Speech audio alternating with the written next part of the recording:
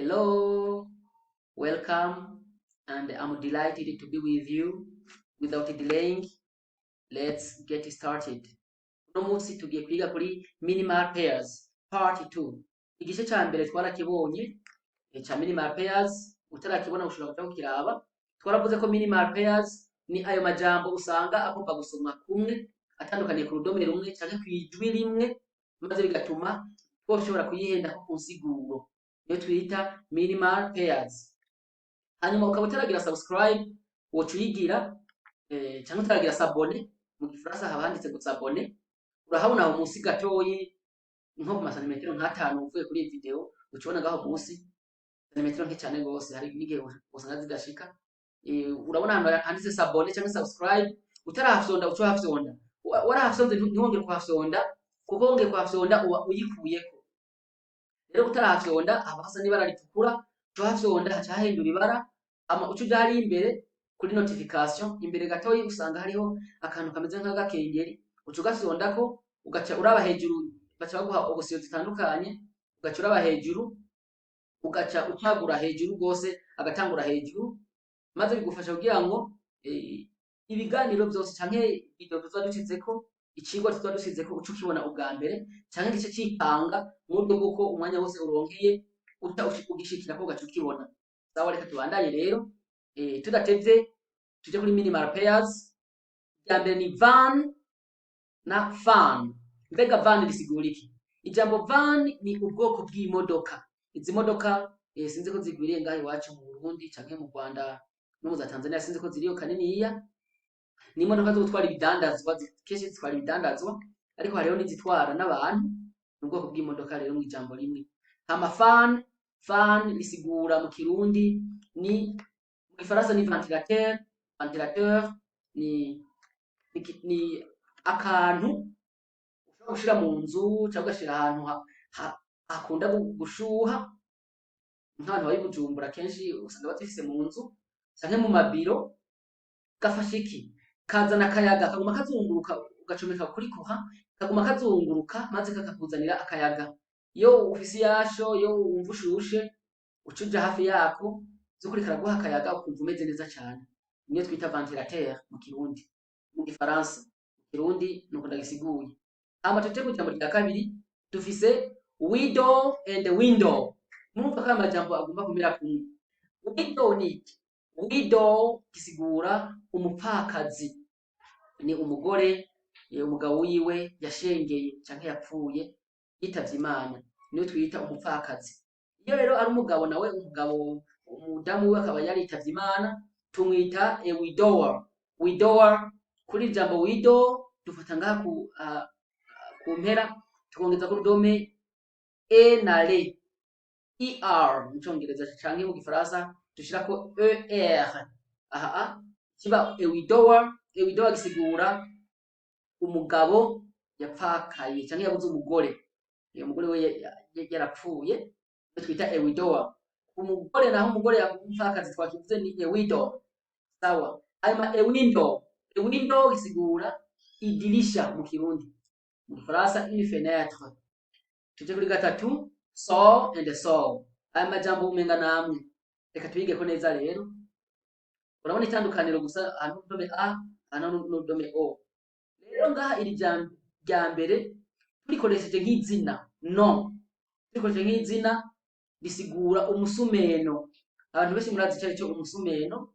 Mu Gifaransa tuvuga ngo une scie ni iki? Ni umusumeno, ni kiya cuma gifise amenyo dukoresha mu gusatura imbaho, nico twita scie or a saw mu Congereza. Hanyuma iri jambo ry'imbere turikoresheje nk'izina no, risigura a female pig. A female pig, ingurube ivyara. Ingurube ivyara, irya ngurube ivyara niyo twita a sow. Reka tubandanye. Sow rero iya mbere sow itangura, iyo tuyikoresheje nk'irivuga verbe, ni simple past y'irivuga to see, kubona. Rero muri kahise tuvuga ngo I saw, nabonye, dukoresha i saw. Hanyuma iyi nayo ya kabiri iyo tuyikoresheje nk'irivuga isigura kubiba mu kirundi, kubiba semer mu kirundi, mu gifaransa bavuga ngo semer, semence, semer. Mbega semer gisigura iki? Mu cyongereza ni to scatter seed, to scatter seed.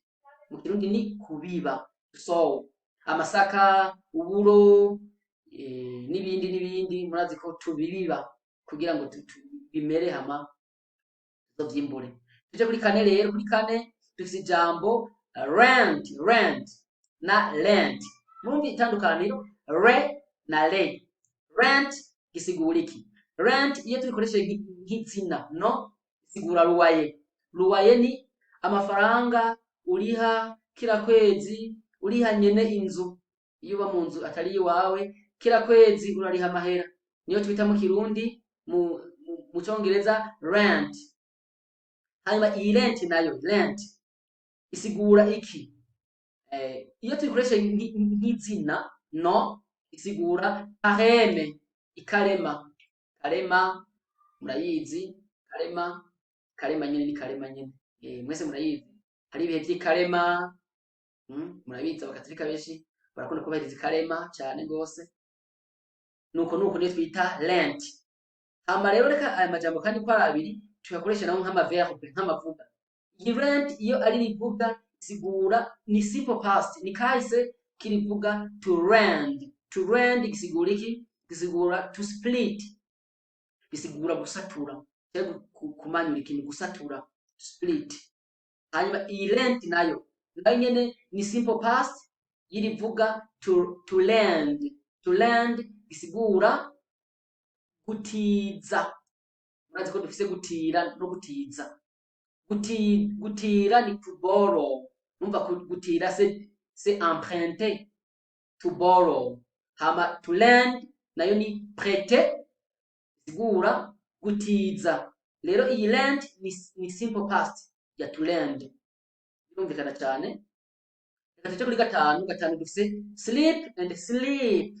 Itandukaniro ryo ngaha, ijwi rimwe ni rigufi, hama ahantu n'ijwi ni rirerire. Sleep and sleep. None sleep iya mbere sigura iki?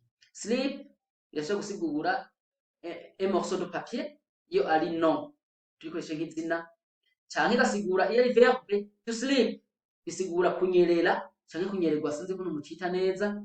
Iyo uriko uratambura ahantu imvura yaguye udatambuye neza wisanga hasi, nico twita kunyererwa cyangwa kunyerera.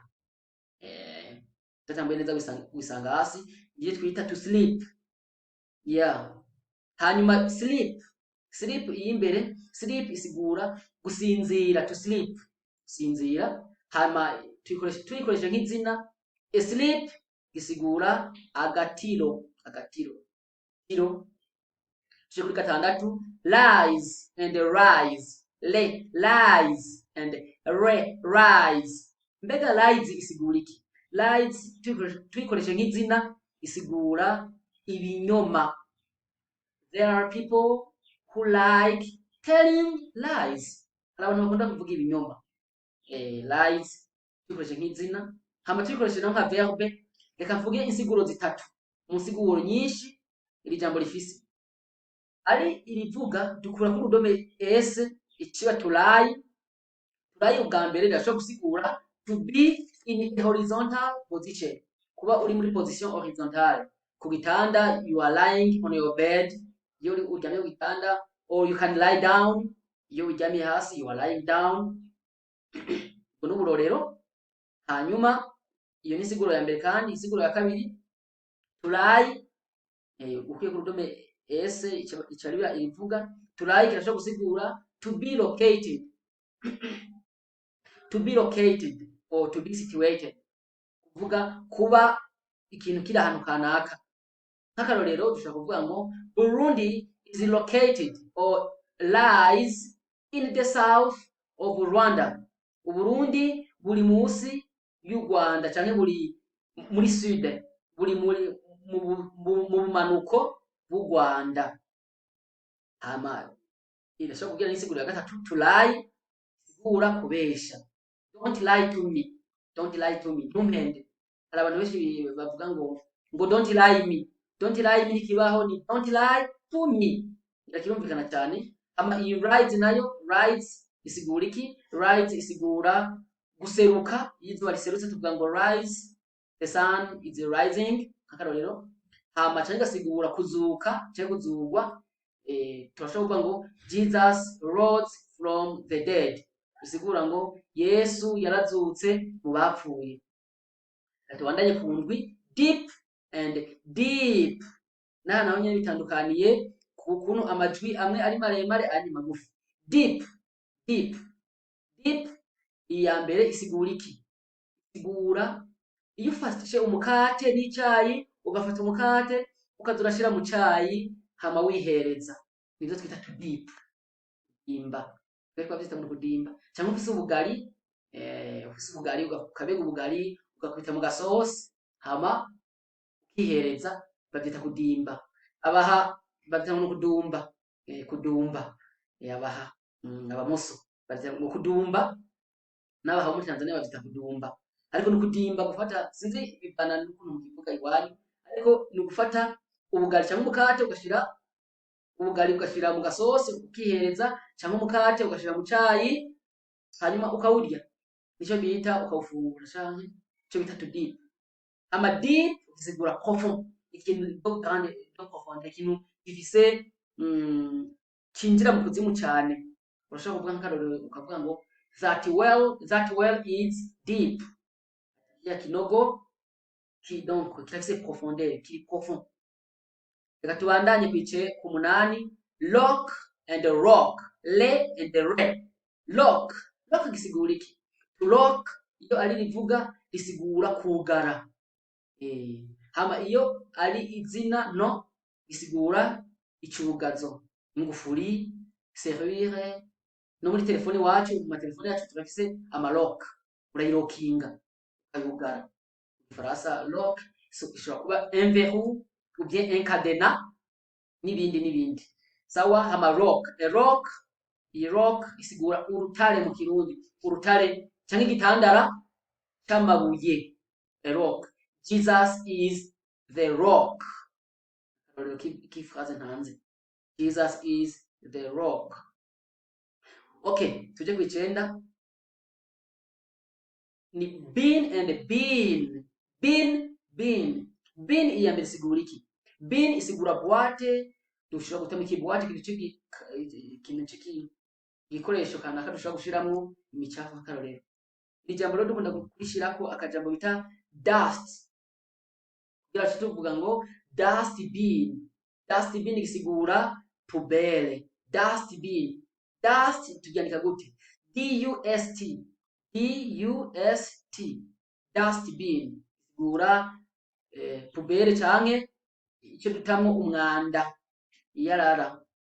Hanyuma bin irigi imbere naryo risigura igiharage. Muri pluriel tuvuga ngo beans isigura ibiharage. Gira birumvikana cyane. Kuri 10 window, ili bigomba kuvuga nka window. Icyo bituma nagendetse byonyine. Window mu Kirundi gisigura urutaro. Urutaro ni iki? Ni igikoresho dukoresha mu kugosora ibiharage, amasaka, uburo n'ibindi. Dukuramwo iki? Ivyo twita mu Congereza chafu. Chafu mu Kirundi ni umucafu. Chafu. Iyo dushaka gukuramwo imicafu, chafu mu Congereza ni imicafu, mu Kirundi dukoresha a window. Cyo 15 beach and beach. Iyi beach ya mbere murayizi isigura plage ku Gasenyi. Ama beach ya kabiri ni imbwa y'ingore. Sinzi ukuntu bayita mu Kirundi neza. Imbwa y'ingore niyo bita beach. Cyangwa ijambo rikoresha mu bitutsi wa beach. Beach isigura honor. Cyangwa igasigura nyene eka n'igitutsi nyene, igitutsi abantu benshi bakoresha mu gutukana. Ego ariko nimuze muri koresha mu gutukana. Beach kandi birashobora gusigura umuntu aciye bugufi cyangwa umuntu w'umugenzi uriko muhamagara umuntu mumenyeranye cyane. Kuko bihamagara umuntu mutamenyeranye basha muzoserera, muzokwiruka. Ego sawa, murakoze rero.